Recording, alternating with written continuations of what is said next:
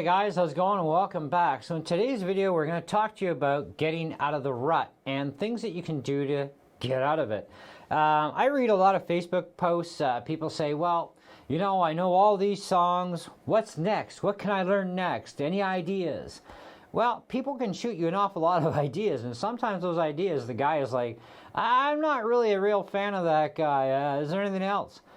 Well, you know, personally, I wouldn't ask a question like that. There's a lot of questions, actually, I would not recommend asking, but that's a whole other video.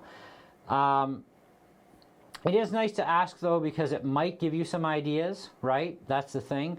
At the same time, one of the things that I've learned over the years from teachers, you know, music teachers in high school when I played trombone, or my guitar teachers, or when I've been in a band, that sort of situation, we always need to be told, don't be a snob, right?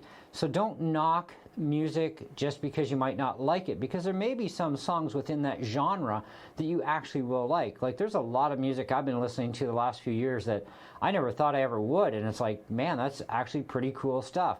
Now, I listened to it at the time, I kind of liked it. It actually gave me some ideas that I could cross-relate into more of my style, personally. As a guitar player, I like to play, of course, all kinds of stuff. I like AC/DC, I like Judas Priest, I like a lot of the old bands. I can't say that I'm a fan of the Beatles or Clapton, Page, or Hendrix. However, there are a lot of bands I like Europe, Sister Christian, NXS, Yes, U2, Bryan Adams, Daryl Hall and John Oates had some stuff I liked, Kim Mitchell, of course, Rod Stewart, just to name a few. And I've actually been collecting a lot of their music on cassettes. So for you millennials, you don't know what a cassette tape is, so, and no, a lot of millennials don't. This tape cassette, and this is actually the Bangles' greatest hits cassette. I've got a couple of their cassettes, and I like cassettes, not just for the nostalgic part of it, but because, hey, that was, you know, when we had a different kind of sound coming through, and, you know, this was like a lot of cool groups back then, too. But either way, there's still cool groups today. And there's a lot of music out there for you to dive into, a lot of different genres to check out. And some of the stuff you would probably not even think of, wow, that actually is a genre of music or whatever, right? But yeah, actually it is. And see, it's kind of like the blues, you know. When I was taught blues stuff, from my teacher, he taught me just these three main patterns. I'm not going to play them all the way through, but I'll give you an idea.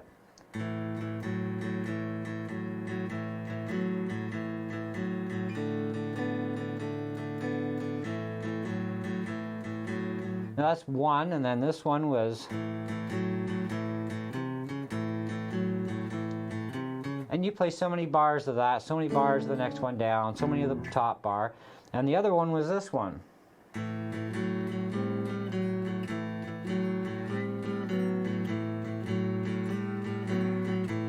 Now, I like teaching my students these three same things because it helps with finger stretching. You don't have to put a lot of pressure down on the fretboard, whether you're playing acoustic or electric, providing your guitar is set up properly with a very low action, especially at the beginning stages. You may like a higher action in future, but I would definitely start out your first couple of years as a player with a very low action. It's going to make life so much easier.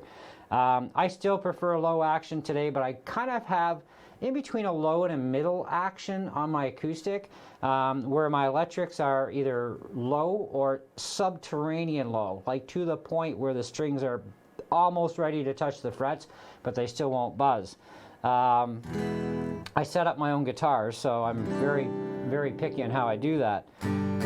But so with the whole thing, it's, you know, you can't be a snob, right? So I like to teach these things to them.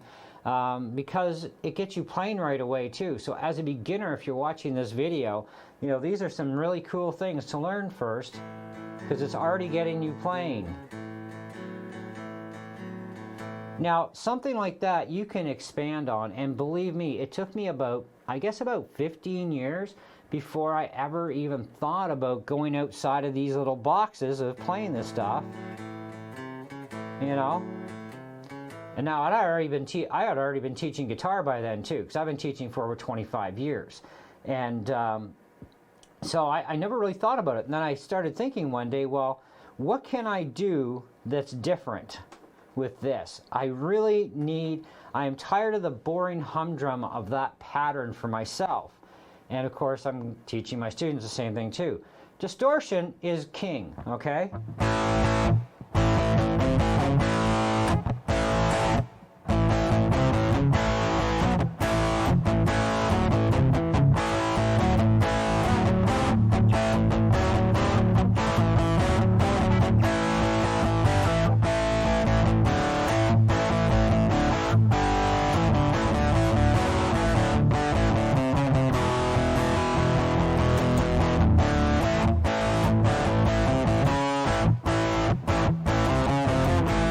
And I thought, well, hey, now that's new and fresh. And, I love the blues, but I like to rock it out. So I'm going to put my pedal on here for a second. Now I have a Beat Buddy Original, the big block guy here, their top end one. So if you have a Beat Buddy right now and you want to play along or just play with this sort of thing, I'm on Blues 1 standard kit at 145 beats per minute. Time signature, of course, is 4/4. So you can, try to keep up with me or just be inventive on your own. But that is a setting that I use an awful lot because I'm trying to also learn this particular setting as close as I can to 300 beats per minute, which is actually extremely difficult, by the way. So there we go.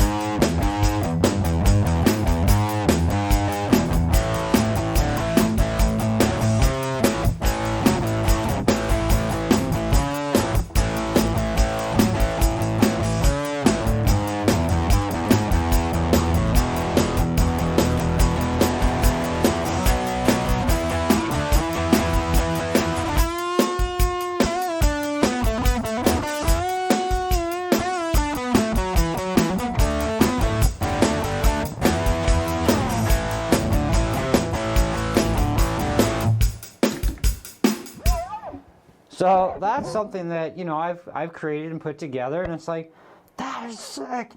Now I've got something to play with, and this is how you just get out of that rut. You use your imagination. And so combining this blues stuff with power chords and a little bit of licks,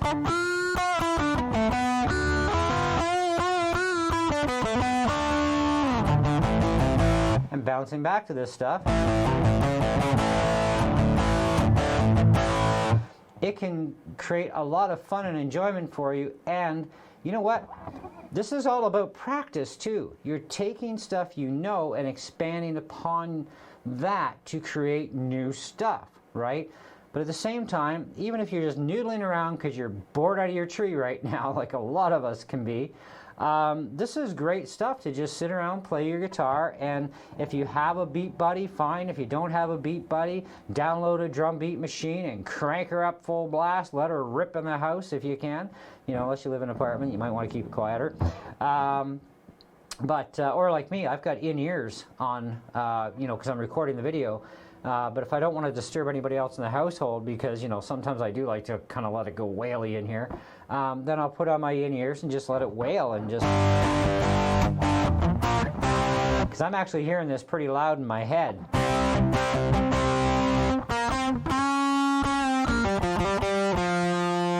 Now, I am plugged into my Boss GT100 pedal board, which actually goes direct into my mixer, so I'm not even using an amplifier at all. Just whatever's part of these effects and whatever amp sim they've used, that's what's there. And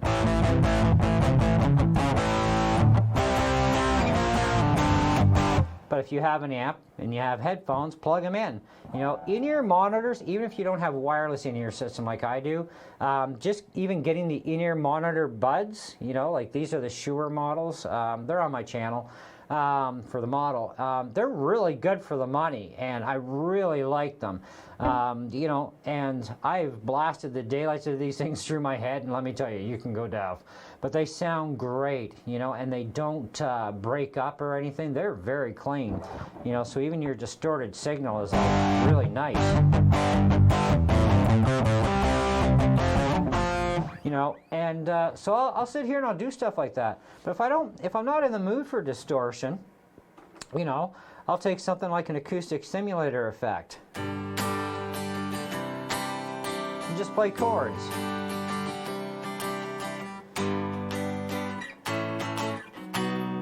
Now I'll work on my bar chords especially, you know, and of course power chording. Now you guys, you know by now, if you've been playing guitar for a while, about fifths, right? So your basic power chords, a lot of them are in what's called a fifth. So you've got your main note, right, for your G, and then you got your next note, which is your fifth below, right? So this is like your G5 power chord, right? And then your C5 and so on, right? Well, I like to play with the pinky on here because it's a lot more comfortable, and I can switch quicker too at the same time, and it also helps me do something like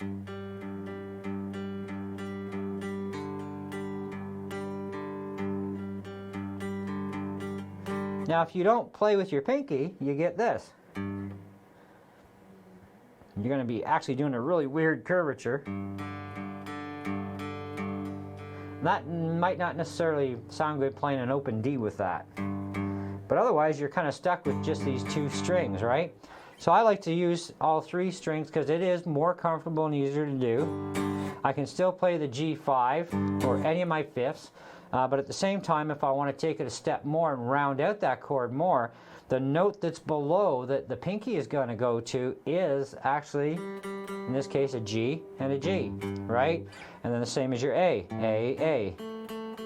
right? So, and you can mix power chords and basic chords back and forth, so.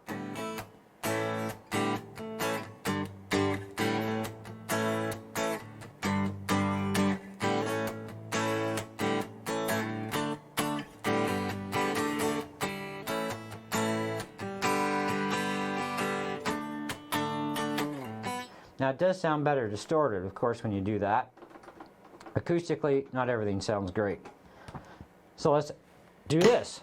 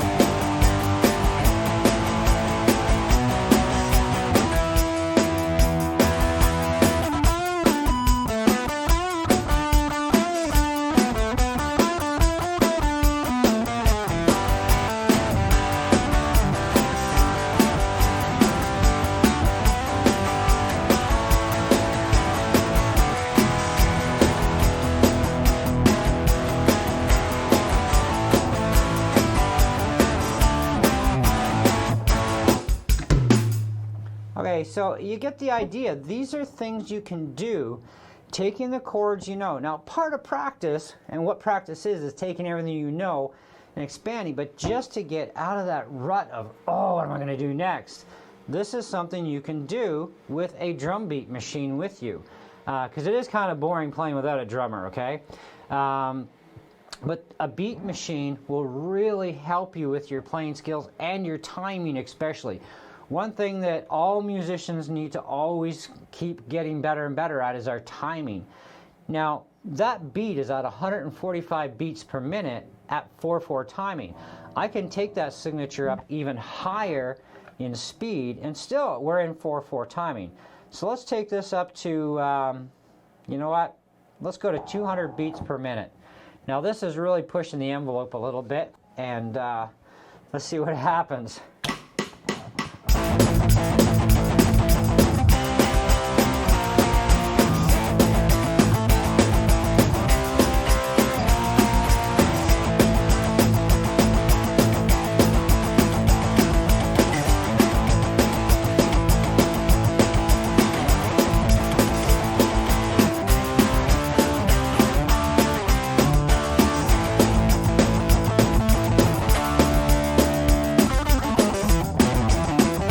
I can't do that at 200.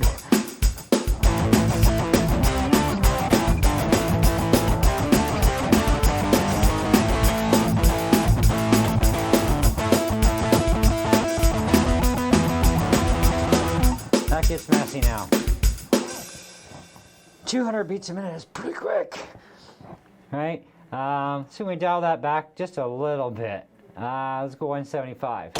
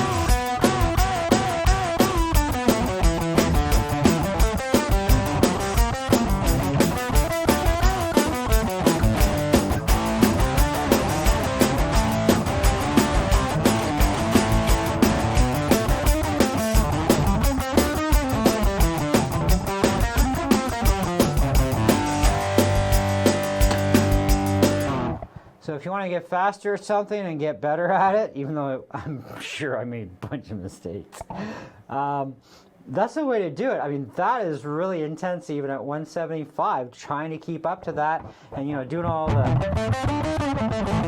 trying to get all that and stay accurate too. So if you have a lack of accuracy problem, this is going to help. Okay, everything in this video we've talked about is definitely going to help you not only improve your skills as a player, but also get you out of that rut. Ruts suck. I mean, they really do. Over the last, well, I would say the last couple months for me anyways, I've had a lot of times where it's like I could have been playing, I could have been cranking things right up in the house, and I really didn't. And actually the last 2 years I've been pretty, I've been getting quieter, I guess. I guess my wife's a little happier about it. But I've been finding too that, you know, I get really bored, especially in the winter time. And, you know, because there's not a lot for me to do for RCing. I can only do so much stuff out in the snow, right? And, you know, and now with everything else going on and this and that, it's kind of like, I really got to start spending more time on the guitar too, right? And so I've been starting to try and push myself, because when you get into a rut too, you tend to stay away from your guitar, right? You don't spend as much time, or you go in your room and you're like, oh, I got all these nice toys, but I just don't really feel like I'm going to go watch Big Bang, or I'm going to watch some other show, and, you know, type of thing. And I've actually been guilty of doing that a lot lately, and it's been the last, I guess, well, a lot today, and the last couple days I've been starting to think more, you know, I got so much time on my hands right now that it's kind of like I'm sick and tired of watching TV. It is time to get back to the basics, time to get back into my music more, right? And start really working on it. And I know it's still going to be a bit of a struggle to push myself to really, get more and more into it, because I've been putting off a lot, because I've been in ruts too, because I haven't even written a new song in a while, and that can get kind of, for me actually, it can get kind of depressing. But I also want to work on an album this year too, get that done finally and out of the way, and maybe work on a second one. We'll see how the first one goes. But I've also decided that I think I might start doing some YouTube teaching videos as well, for teaching guitar, because I think that would work well. And you never know, right? I mean, there's a lot of YouTubers that are teaching guitar, and it's a big competition market out there. But you know what? I've tried it before, and it didn't go that well. Maybe bad timing, who knows?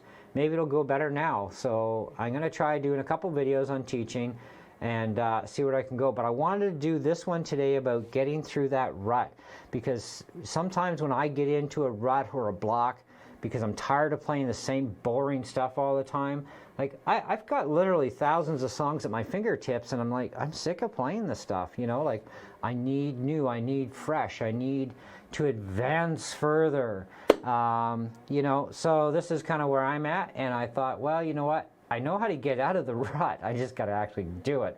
But I wanted to share it with you guys, because a lot of guys have been asking, even on Facebook groups lately, I'm blocked, I'm in a rut, I don't know what to do next, what do I do? And a lot of the answers are typically, practice more, or try teaching yourself something new. Well, that's nice to say, oh, teach myself something new. Okay, but some people don't understand how to do that. And that's kind of what this video is about, is to kind of get you into that. As guitar players, we need to be inventive and creative, because that's part of, our art of our craft of music. We need to get really creative. And, here's another tool that'll help you. Some people don't like capos, and I get that. Not everybody does. There are a lot of purists out there that think that if you use a capo, you're a weenie. Well, I got news for you. I really think that it's actually incorrect information, because there's nothing wrong with using a capo. In fact, I use a capo a lot, even at church, because to play the chords in a power chord or a bar chord, the voicing is completely wrong to the basic chords being used with a capo. So if I'm in a position where I have to deal with that, sometimes I can change a key and pick it up right quick, right on the spot. Okay, well, I can change the key on my sheet. Good. Okay, I'm going to put this in D, because I don't want to play, D with the capo. I want to play it down here.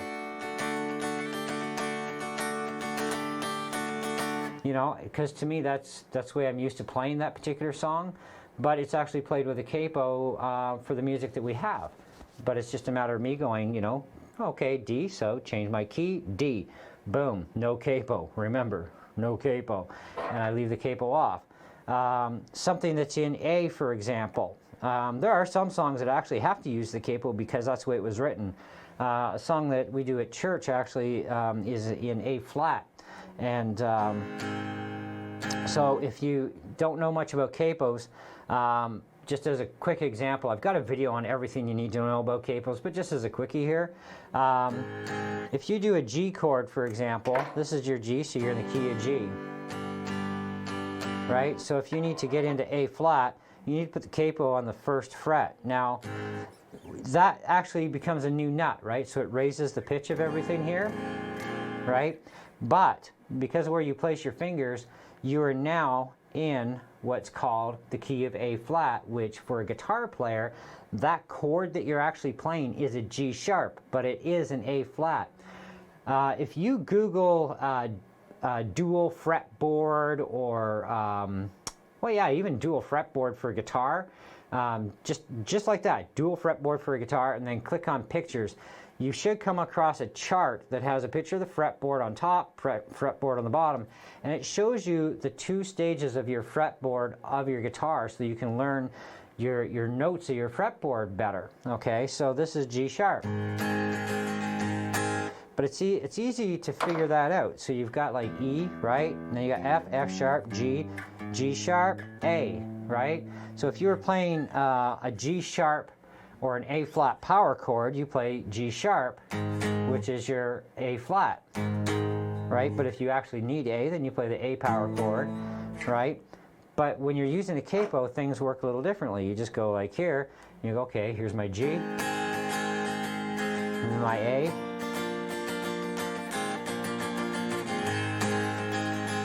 Now you're not actually playing an A, by the way. Okay, so if you figure out where is your A here, your A is here, next one up. You're moving a half step up, right? So that's why G goes into G sharp and A goes into, yes, A sharp. Okay? So those would be the actual names, but you can just call them A, B, C, D, F, G, you know, because there's only 7 chords anyways. It's just 30,000 plus ways of different voicings and ways of doing them, right? That's what makes our music our music. So, you know, it's like playing a minor chord and a major chord difference, you know, whether it's barred or whether it's power chorded, you know, major, minor kind of thing. You got majors and minors here. Right? So, you know, think about what you know and take what you know, expand on. Now, if you're, you know, you need to learn more chords, obviously, then, you know, take out a chord chart, download a chord chart from the internet. They're free anyway. And teach yourself some new chords and practice those new chords and switching between the new chord with the chords you know. So take one chord, learn it so you can memorize it, and then use that chord with other chords and try and find combinations that go together for you with that new chord, and then learn to switch quickly and accurately and making sense between the new chord and all your other chords you know. And then learn another chord and add that in, and so on, and keep practicing every new chord too, and remembering where it is, what it's called, etc., because you need this information in your mind. Now, it doesn't mean you need to know all 30,000 chords or more, but you know what?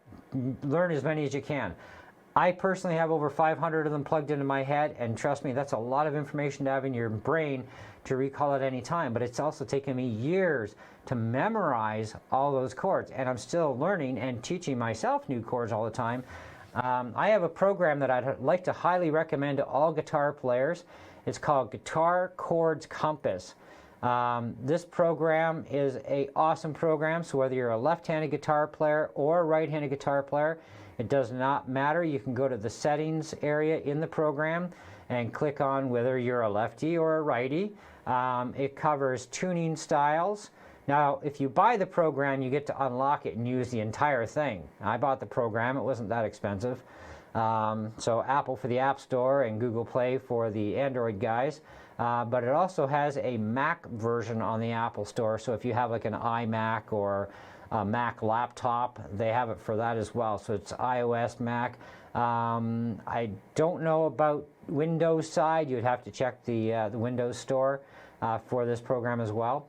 But it gives you like tons and tons of different types of tuning styles that you can retune your guitar into as well, right? And you just click on the fretboard along, say, starting out with C major.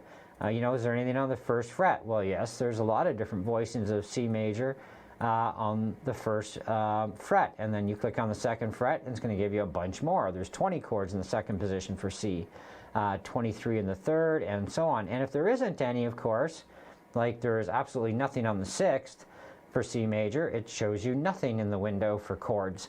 So when you go to the next fret, oh, look at that, 21 chords in the seventh position. Awesome. And so you have all these different voicings of the same chord, right? And then, you know, so you can start out at A and then work your way, you know, through the alphabet or whatever you want to do. The program is awesome, so I highly would recommend it. It's a wonderful program. It's really helped me a lot with actually learning new chords, especially the fact that I can switch to the left-handed position because I am primarily a left-handed player, even though I can play both ways. I am primary left, so I just switch it for lefty when I'm going to do stuff in left-handed. And it works great. Anyways, I hope this video helped you guys. I know it was long, but I wanted to show you guys a bunch of stuff that I hope is going to help you to get out of the rut and also give you some new information. So thank you so much for being patient and watching the video. Hope you enjoyed it. Leave your comments below. Let me know what kind of videos you'd like to see music-wise in the next little while, and what I can do, I shall do. And what I can't, nope, sorry, won't happen, you know. But that's just how it goes. So anyways, thanks again. Catch you in the next one, guys. Ciao.